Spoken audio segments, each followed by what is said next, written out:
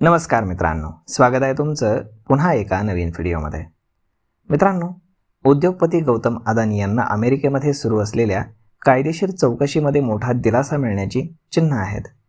अमेरिकेच्या securities and exchange कमिशननं नागरी स्वरूपातील प्रकरणामध्ये तडजोड केली असून आता अमेरिकेचा न्याय विभाग आणि ट्रेझरी विभागाची चौकशी अंतिम टप्प्यामध्ये आहे. या घडामोडींमुळे गेल्या काही महिन्यांपासून दबावाखाली असलेल्या अदानी समूहाला मोठा दिलासा मिळण्याची शक्यता व्यक्त होत आहे. विशेषतः जागतिक गुंतवणूकदारांचा विश्वास पुन्हा मिळवण्यासाठी हा निर्णय महत्त्वाचा मानला जातोय. अमेरिकेच्या ट्रेझरी विभागाकडनं इराणी LPG आयाती संदर्भामध्ये सुरू असलेली स्वतंत्र चौकशी देखील अंतिम टप्प्यामध्ये असल्याचं सूत्रांनी सांगितलं. अदानी समूहाशी संबंधित जहाजांद्वारे इराणी LPG आयात केल्याच्या संशयावरून ही चौकशी सुरू होती.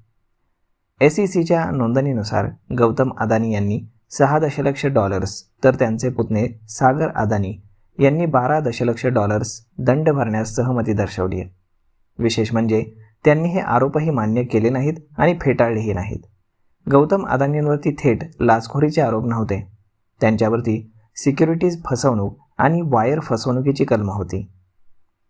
नोव्हेंबर 2024मध्ये SECनं दाखल केलेल्या प्रकरणामध्ये सौर ऊर्जा प्रकल्पांसाठी भारतीय अधिकाऱ्यांना सुमारे 2270 कोटी रुपयांची लाच दिल्याचा आरोप करण्यात आला होता. तसेच अमेरिकन गुंतवणूकदार आणि बँकांकडून निधी उभारताना ही माहिती लपवल्याचाही दावा करण्यात आला होता. तर मग मित्रांनो, अशा पद्धतीनं गौतम अदानी यांना मोठा दिलासा मिळालेला आहे. तर मग मित्रांनो, याचा फायदा आता गौतम अदानींच्या कंपन्यांना कशा पद्धतीने होतो ते पाहणं खूप जास्त गरजेचं आहे.